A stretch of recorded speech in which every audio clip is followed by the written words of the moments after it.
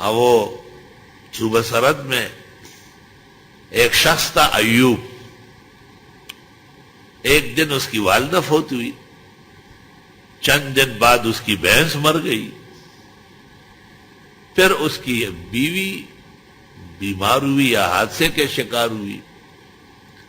رات کے 2:30 بجے گھر کی چھت پر چڑھا اور چیخ چیخ کے رونے لگا کہ اے خدا، اے خدایا، اے اللہ، دا تما تسا مصیبت نہ رالے گے زخو ایوب جولا ہے ماں، ایوب صابر نے ماں.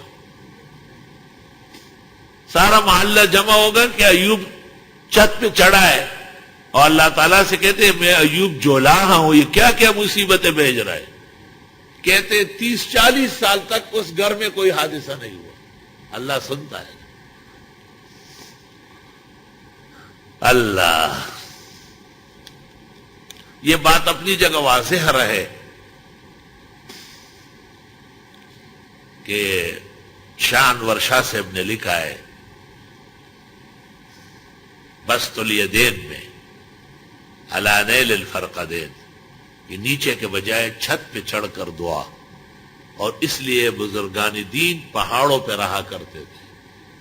فرق ہے خاتون کے لیے جتنا اندر ہو، سین سے کمرہ، کمرے سے تہخانہ، اور مرد کے لیے بعض اوقات جب مناسب وقت ہو تو نیچے کے بجائے اوپر کی جگہ زیادہ موزون للتقرب والتقدس ونجابت الدعوات ہے. دیکھیے شان ورشا کی کتاب بسط الیدین علی نیل الفرقدین.